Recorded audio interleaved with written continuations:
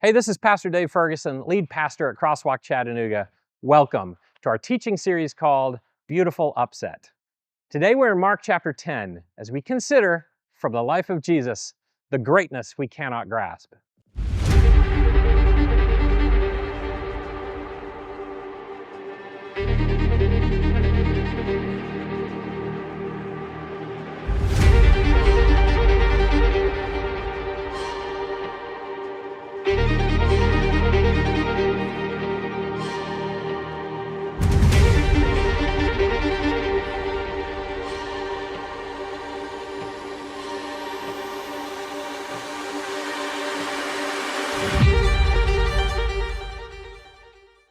Well, good morning, Crosswalk. How are you? I'm excited for us to be together today. Welcome. If this is your first time here with us, you're in the right place. Welcome into Crosswalk's family. We're delighted that you're with us. If you're watching online on our YouTube channel or listening on our podcast, you're a part of our family too. And maybe today, especially, there might be some additional individuals tuning in because it is for one of our school system settings, spring break, the very beginning of spring break, and so some are traveling, and while you might miss their faces here, they're probably checking in with us from wherever they are, and so I'm glad that you're here with us as we continue the beautiful upset, our journey through the back half of the Gospel of Mark. We started 2 weeks ago in Mark chapter 9, or 8. Last week, Mark 9. Today, Mark chapter 10. And the subject, the greatness we can't grasp.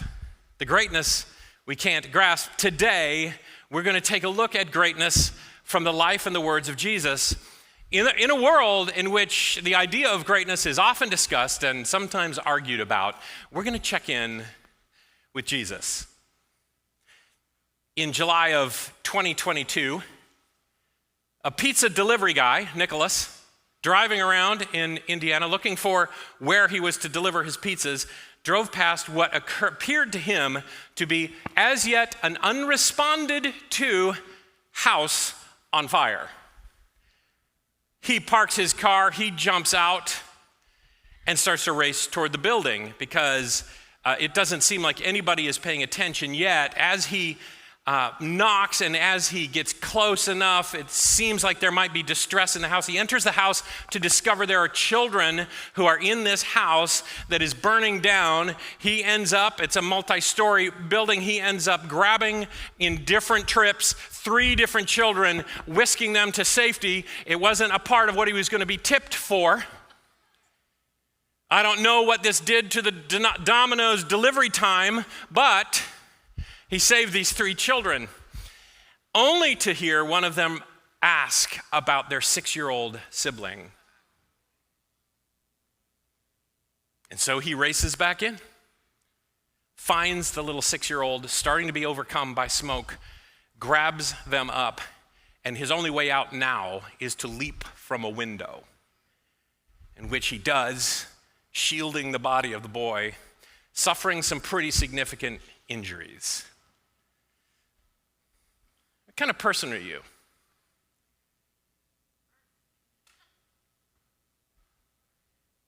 Are you the one in the story who hopes other people see you as great enough that they would run into a burning building to save you? That you merit other people's attention? That you are the one for whom traffic parts? Please, oh great one, take my spot at the light. Or are you just another pizza delivery guy who runs into burning buildings? Most of us don't really know which person we are. Jesus suggests there's an interesting test for which person you are. And it can depend on your view of what makes something great. Mark chapter 10, we've skipped past some amazing stories because there's only so much time in Mark chapter 10. We got to get to Mark chapter 11 and 14 and 15, and by the time we're all done, we will celebrate the risen Jesus and an empty tomb. But all the way along, starting 2 weeks ago, through this week, there are the echoes, the reverberations of what it is that will lead to this empty tomb, because there is a cross before the tomb. Right?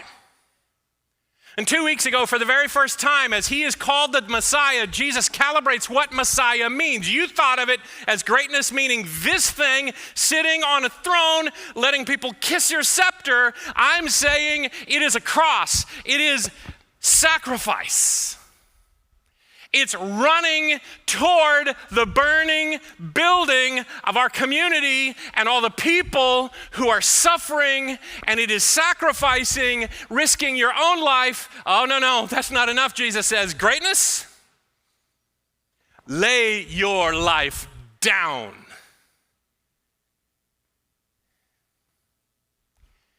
So, Matthew will talk about it in chapter 20 of his gospel, Luke in chapter 18 of his. Here, in the 10th chapter, verse 32, starts this way. They were now on the way up to Jerusalem, who, Jesus and his disciples, they were the ones going on purpose, and then there was everybody else who was following. Have you had the eerie moment of realizing you were being followed? When you had no plans to be followed? Famously, athletes will sometimes say, don't see me as a role model. Guess what? People decide for themselves who they're going to see as a role model. Your child doesn't need to be invited to decide you are heroic. They're going to be watching. They're going to be looking. And Jesus, of course, as he meets the needs of the suffering, this causes attention. And all the way up to Mark chapter 8, Jesus was impressive, but he's starting to talk about things that don't match the narrative, that don't meet the idea of a national kingship. As Jesus points to the suffering Savior, God of the universe, come down, brought low, leaving thrones behind. And so they, lots of them, Jesus, the disciples, people who are now just trying to figure out how can we get close enough to him. There's a problem, though, about getting close to Jesus, and the problem is where he's headed. So much easier to find Jesus in a good corner coffee shop. It is, how about Christmas tree Jesus? Let's have Christmas tree Jesus. He can be the baby, he could be, you pick your spot, but let's do it with the warm glow of Christmas lights and maybe the smell of cinnamon and apples. Jesus. Or Jesus, let's find you holding a gavel or something that you're pounding and commanding attention. Which Jesus is it that you are here to see today? Because he's going somewhere. Do you just plan on coming back next week to see if he showed up again?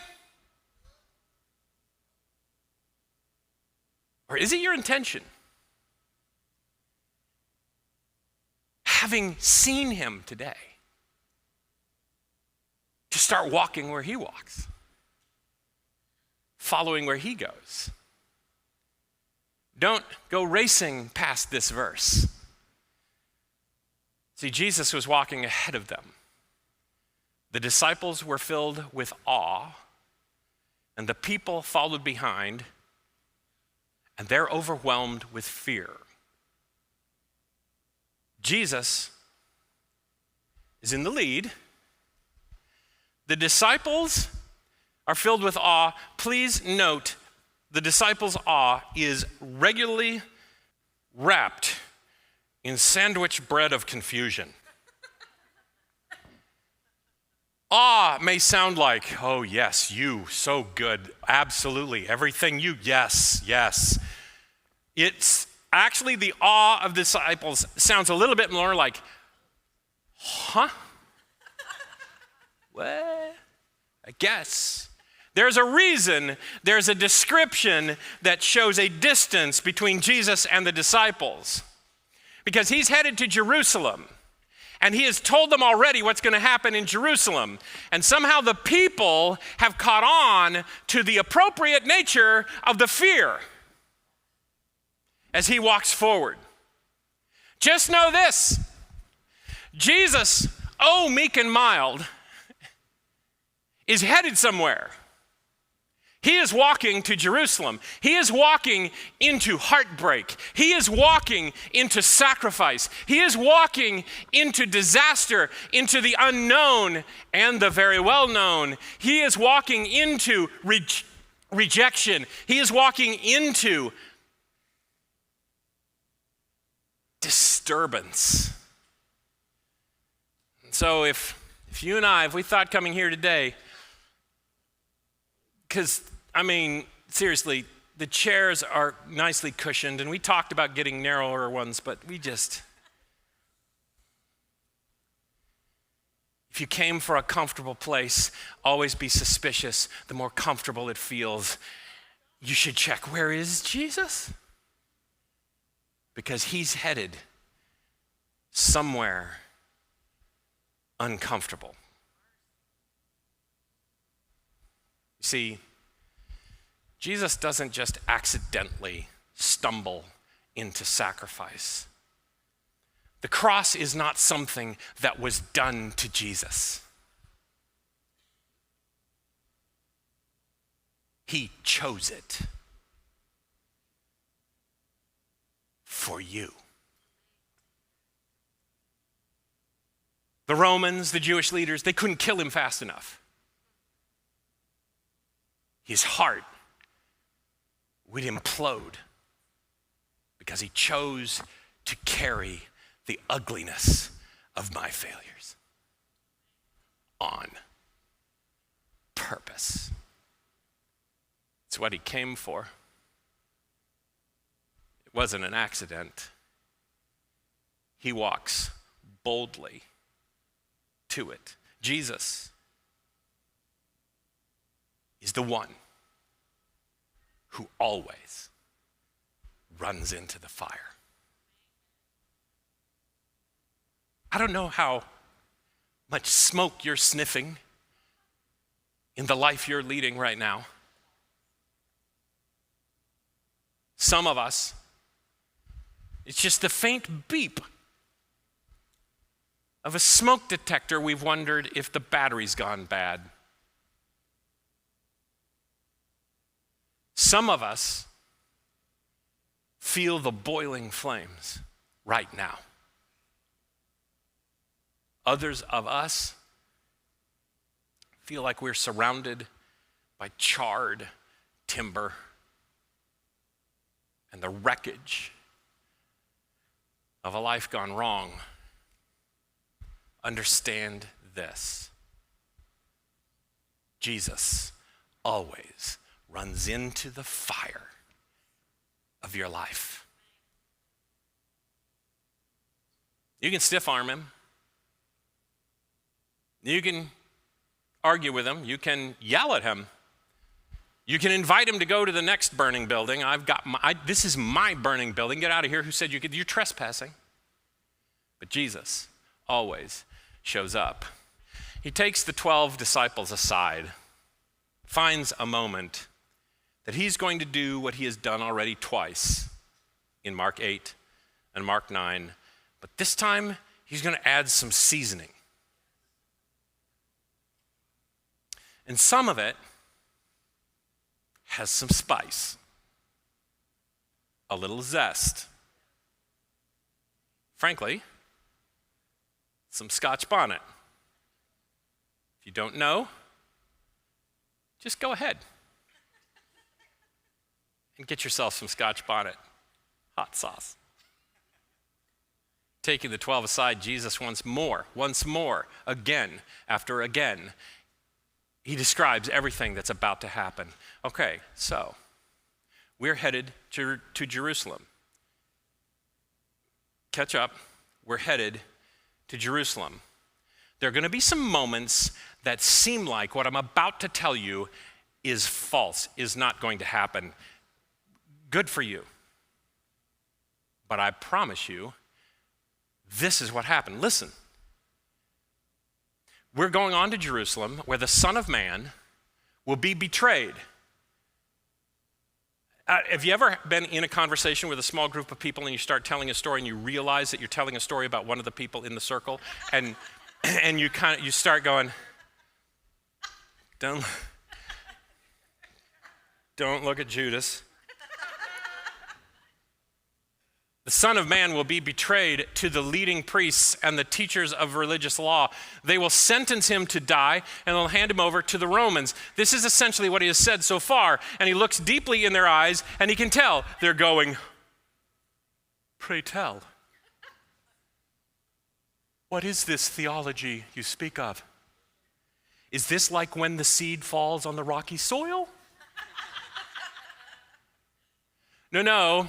You see, they will mock him, spit on me, flog, beat me with a whip. You know what that language means, the Roman soldiers. When they do it, it's always 39 lashes. Why 39? Because 40 is believed to kill a man. They will rake my skin open. But after 3 days, if Jesus were to just say it all right now, I think he'd have to. Say, I know you have no idea what I'm talking about. You're not going to know. You're going to be in a cloud of sorrow. You're going to think everything has hit the rocks. It's all busted apart. But 3 days are going to go by. And maybe then, remember what I'm telling you now, that in fact, I will be betrayed. I will be sold off. I will be taken. And it will be a combination of the religious authorities and the Roman government. And I will be beaten and I will be spat upon. I will be mocked. You'll remember it. When you get to that point, you don't even know what I'm talking about right now. But when you get to that point, remember it, because on that third day, the tomb is going to come just cracking wide open, and I will come. This is a part, everything that happens here, you're going to think it's the worst. It is a part of my plan to save you. But they didn't understand anything. I don't know, every once in a while they feel a little bit.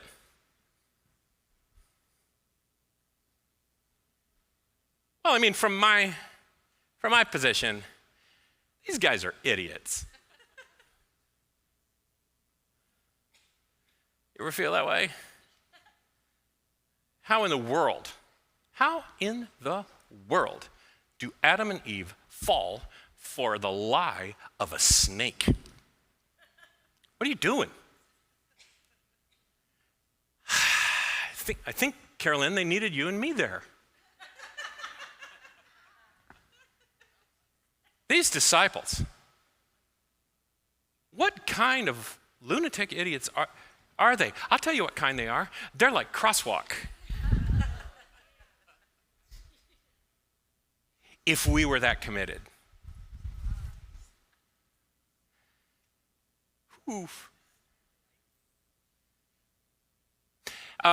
So I'm not trying to make any accusations here. I'm using a metaphor. Don't feel like you shouldn't sing out really loudly. In fact, it's, hey, I'm not pointing at anybody in specific as the reason we like the music to be a little loud. But it does cover some things. I'm just saying. The idea of being tone deaf is to not be able to hear the tone that is, what is, you've missed something. You're not locked in to the right, of course, you can think of it in terms of singing, but you've also seen it in other moments, right? I mean, somebody with the wrong celebratory tone at a funeral, or the wrong mournful tone at a birthday party. the tone, to not be able to match what time it is and what it is that's going on. And Jesus has just said, hey, look, now this Jerusalem thing, the trek we are on, it is the next step. We have been going from point to point, and so you haven't necessarily taken seriously that I am saying to you, I am going to be beaten up. You're going to run away, frankly, Peter. You're not going to understand Messiah talk all to the side. I am giving up my life in Jerusalem. It's coming up. It's coming up. Maybe you haven't thought about what the Passover is all about, and that it starts with the encouragement that you slay a lamb and wipe blood across your doorpost. You don't understand the idea that there is a sacrifice that gives you freedom. Maybe you haven't figured out those bits, but here's what's going to happen. I am going to my death. It's not going to be easy. It's going to be the worst of tortures that you can find in humanity, and yet I'm telling you, I'm doing this on purpose. And so James and John come to Jesus and say, hey, how about you do us a favor? The book of Matthew makes it a little worse. It has their mom doing the talking. That plays well with the other disciples later, I'm certain of it. Hey, Jesus, we want you to do us a favor. Jesus has just laid down, he's about to sacrifice everything for them, and they're about to ask for reserved seats on thrones. Talk about tone deaf.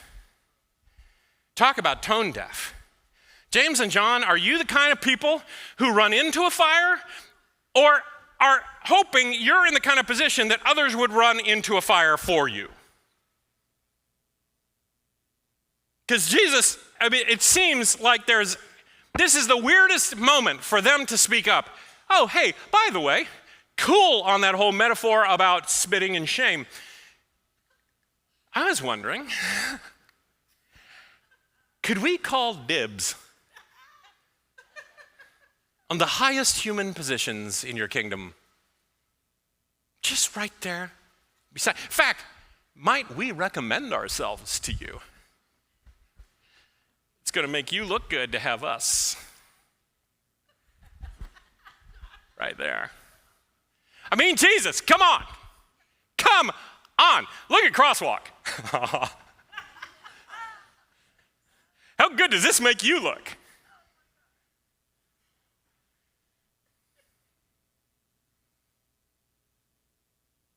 Whew. Is this your kind of Christianity? Hope for reserved seats,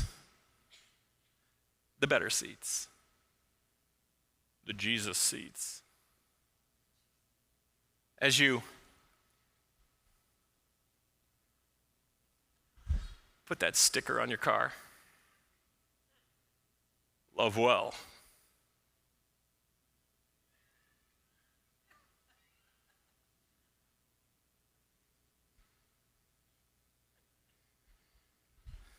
Are you hoping that part of the transaction is that when the doctor says you have cancer, that you could say, hey, Jesus, how about a favor? When you lose your job, when there's stress in your relationship, is Jesus our form of Lucky Charm? Weird that we'd be so full of favor asking the moment after Jesus says, I am walking to a cross for you. It is a little tone deaf, Christianity at large. Notice that Jesus does not shame them. He doesn't ignore them, which is kind of what I think I would have made them ask again. And maybe would have inserted a paragraph or two from what I had just said and just say, so go ahead with that again? But Jesus says, okay, so what is it that you want? And they reply, so just this, we want to sit on your glorious thrones. When you sit on your glorious throne, we want to sit in places of honor. If you don't mind, what we'd like are places of honor. What we would prefer is, because you're going to go here, we're not asking to be here, we would like to be here. That's where we would like to be. Look around, we know these other guys, they're about to ask, we got in line first, dibs, shotgun.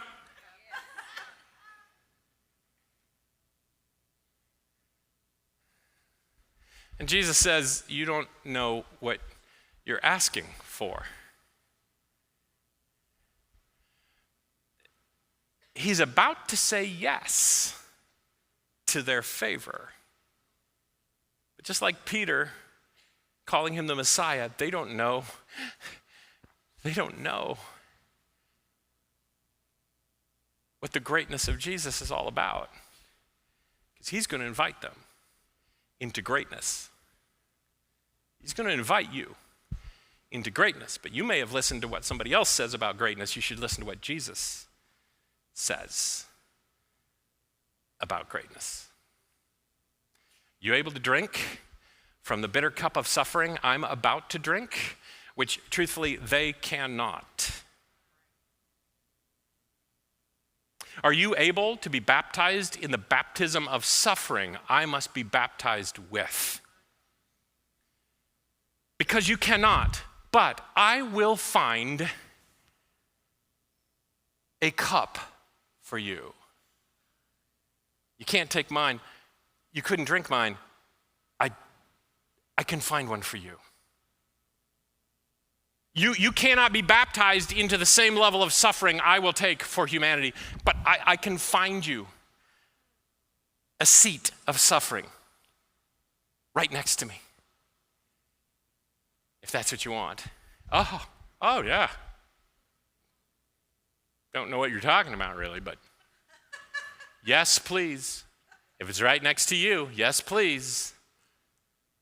And Jesus tells them, all right, indeed, you will drink from my bitter cup and be baptized with my baptism of suffering. Welcome in, guys. Welcome in. Because when we choose to follow Jesus and accept his salvation, his baptism, he invites us. All right then, now you get to be my body. Now, great news. Dave, I've got a little mini cross for you. Pick it up. Pick it up. No, don't make it even smaller and wear it around your neck. Pick it up and follow me. I've got no right to say who will sit on my right and my left. God prepared those places for the ones he has chosen. Here's the crazy part. Isn't it true? We can walk closely with Jesus, and still misunderstand what greatness looks like in his kingdom. I do not expect that I can possibly understand what greatness looks like in his kingdom until I am there at the cup. I do know this. If you and I choose to constantly pursue a throne, we will miss the cup. Jesus meets James and John with a yes, but they want reserved seats of power. And he's inviting them into a wine tasting of sacrifice. Greatness isn't proximity to power, it's proximity to surrender. What is the cup? It may seem like I've just described some incredible, heroic moment. It's where the metaphor of the running into a burning building and emerging just as the news cameras show up. Yeah, I've got a broken leg and a torn spleen from the fall, but I've got time for the interview, I suppose. There's really good news. Just as you will never follow Christ by chasing the throne, you also don't need to chase his cup. For Jesus has made plain how we follow him. Pursue love. If you learn to love, if I embrace true, deep, indiscriminate love, I will stumble upon the baptism of his suffering. One particular day, it was a Friday, we were getting ready to leave the house, to rush off, Carolyn and myself with our 3 little children. At this point, our youngest, Izzy, was in a high chair. It was pizza for a Friday night, regularly pizza. Izzy, pizza was a full body experience that meant strip off as much clothing as could possibly get damaged in this process. And so Carolyn decided was going to go to get Emily and Alyssa ready, and my task was to get Izzy ready. And Izzy is now done with the pizza, kind of, finished with the pizza. And I pull the high chair table top off, and I'm getting ready. And so I don't know, ladies that have children and you've developed your giftedness, or maybe you were born with it. I don't necessarily understand how it is that you have figured these mechanics out. I'm a pretty logical person, but my wife could check a diaper with a kind of a little move, and she could check. Me, same diaper. I don't get it. I don't understand. I do that kind of check, and it's like, now I've got a diaper and a child, and it was ready to be changed, and it's, right? My move was way more basic. My move was this. Diaper need to be changed? I don't know. I'll tell you.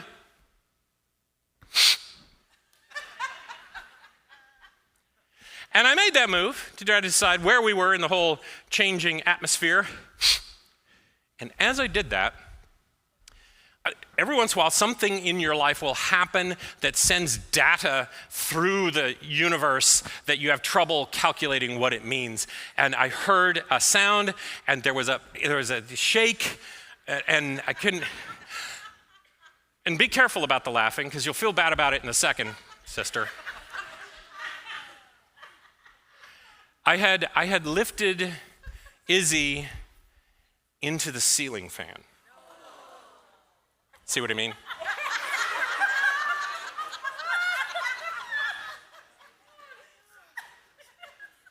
In that short period of time, 2 blades, it's like, what? And then, it doesn't take long, and you do all the calculations. And I am mortified, holding my little one to my chest. You can tell how bad things are by the interval between cry gulps. A mad child might just, a hurt child, it's more like this.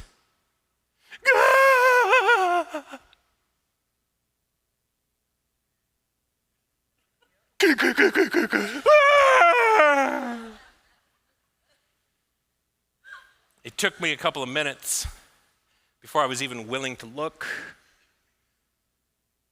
I pulled my little one away, right above the eye. Oh, thank goodness. There's a lot going on here that could have been worse.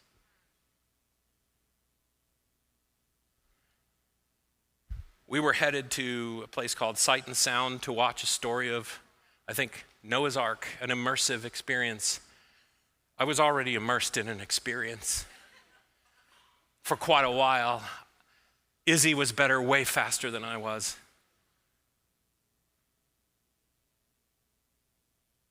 Just the idea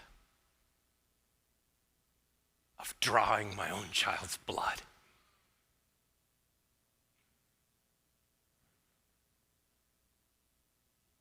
And my heart of love called out for the impossible.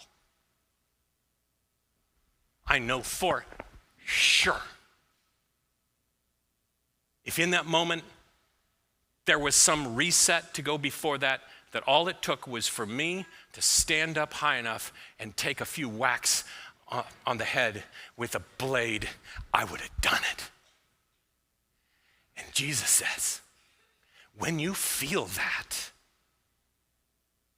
for everyone, you will know the baptism of suffering.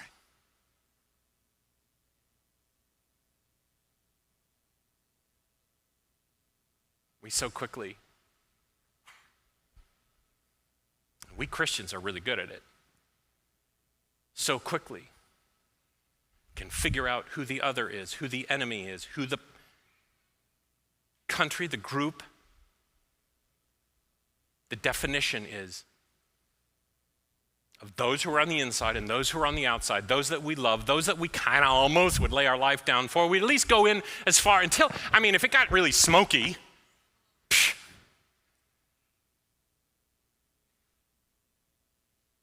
Jesus says,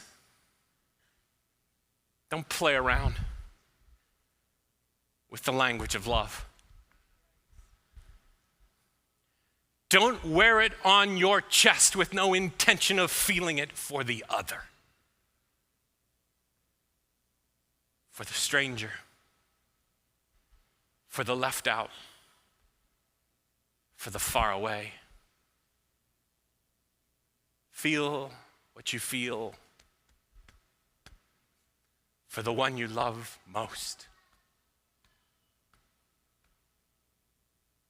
for the least. Jesus calls them together again and he says, look, you know there is a model that is out there all over the place. You don't have to leave this country to find it. You don't have to go to the Middle East to find it. You can visit a local PTA. You can just listen a little bit in grocery store checkout lines. You can find it everywhere. You know that the rulers in this world lord it over their people, and officials flaunt their authority over those under them. But among you, it will be different. At Crosswalk, it will be different. In the family of a follower of Christ, I'm not saying Christian because that word is just too tortured. In a follower of Christ's family, it will be different. Whoever wants to be leader among you must be your servant, and whoever wants to be first among you must be the slave of everyone. He uses two different provocative words in the previous section, the previous slide. It's the word servant, diakonos, someone who advances the interests of others even at the sacrifice of their own interests. See, I will look around to see if I've got enough money to help you out. And Jesus says, it just starts with helping them out. We'll calculate it all a little later. Not just a servant, but a slave. But you can be a slave that was stolen, captured, and everything was against your will. This crazy language is that you would willingly put yourself at submission to the will of another. Oh man, I don't even know how to play that soundtrack across the communities and the arguments and the social media in which we live. Think about it. I'm looking around for the person on Instagram, TikTok, Facebook that I disagree with most. That's what I'm looking for, trying to find someone, that I could find someone that I disagree with because I'd like to submit my will to theirs so that I could serve them. Jesus, you're nuts. I get it if you would give your life for me because, come on. But them, her, him, do you know what they did?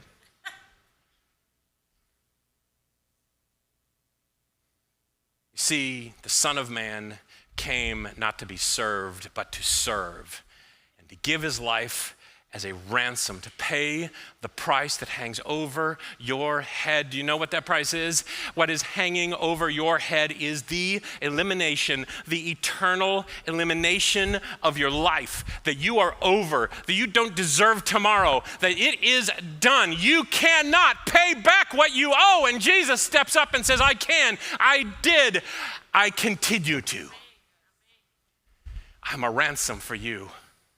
You see, among you, it will be different. I was working at Andrews University, undergraduate leadership director, started up a program, a bunch of undergraduate students, teaching them leadership. You know, it's probably good to exercise some good leadership practices. I really believe strongly that leaders need to not be defined by letters on a door or on a business card or posture in a meeting. I really believe that leaders need to learn names. You should know who people are, and there's nobody beneath who you are. You should come to whatever level they are. There's this very short, older African gentleman. He had an accent. I could understand him fairly well. Sweet, older man who was working as a janitor in the building where my office was. Across the student center was my classroom. And one day I go to him and say, hey man, Musa was his name. Musa, I would love a rag. I'm trying to polish my briefcase. Would you, some of you don't even know what that is. Moments later, he comes to me with this brand new terry cloth, tiny mini towel. He comes to me with this towel, and he delivers it to me. I don't know if you've ever been given your credit card back with two hands. Feels like a moment.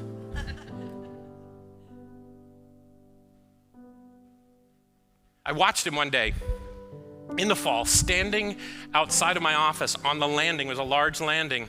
I didn't know what he was doing. He walked, he looked. A couple minutes later, he was there with a leaf blower. He was just deciding exactly how he was going to do his work. Extraordinarily thoughtful, high quality Musa. I'm not better than Musa. I need to know his name. I mastered his name. Would you look at me? One day I rounded the corner.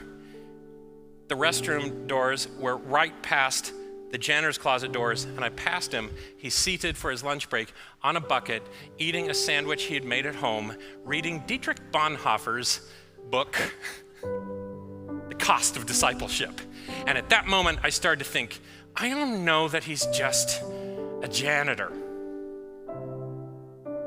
See, at Andrews University, people would come from all over the world to do things, and I promise you this, whoever hired him to be a janitor had no idea that he was the president of one of the African unions in the Seventh-day Adventist Church. Didn't know. Nor did I. He's a little old man. Musa. I kind of can understand him. He's doing all right. He's doing decent work.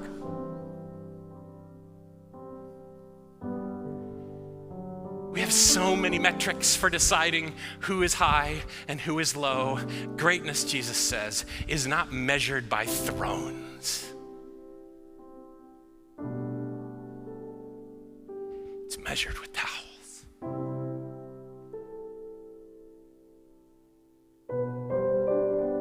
You want it, James? John, you want to come with me?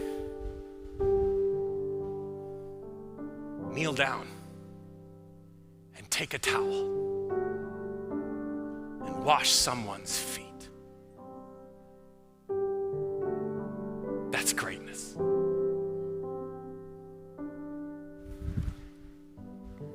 In 2 weeks, we're going to roll a two weekends in a row into the Easter celebration.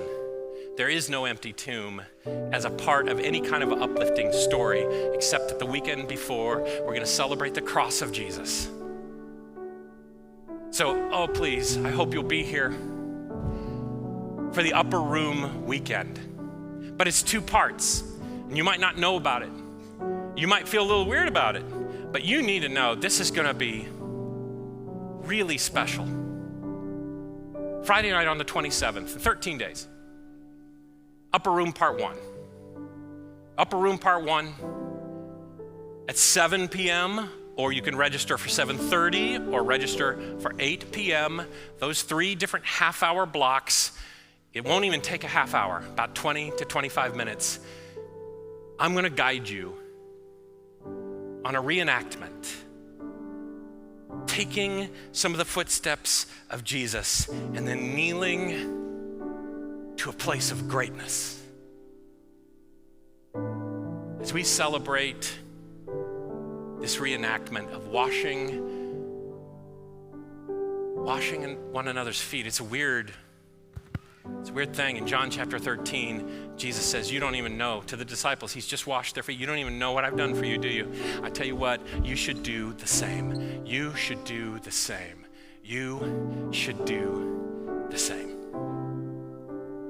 So go tap the pad in front of you, or go online or to our app. Find a friend to come with. Your family. Bring your children. Maybe your small group. Register as a group. There's still space, but each of those half hours is capped. We are going to walk in the footsteps of Jesus, who, having done this, says, I, your Lord and teacher, have washed your feet. You should also wash one another's feet. I've set you an example that you should do as I have done. Jesus, you keep messing with us. Yeah. He intends to mess up your life, to ruin the ransom held over your head, and to place your name in the Lamb's book of life. So, Lord God, we choose life. We choose you. We don't even understand it. We're trying to follow you. It's not easy to even know what it's going to look like, but you have called us and you have said you have a cup, you have a baptism. If we would just learn to love like you, we'll find ourselves in unique places that are a gift from you, that we could be a gift to others. So, Lord God, please, please, please, I ask that you have my name in the book of life with these, my friends. Amen. Would you stand and sing? Thank you for joining us for this teaching. We hope you'll come back and bring a friend. Be sure and like, subscribe, or share, and we'll see you again for our next teaching.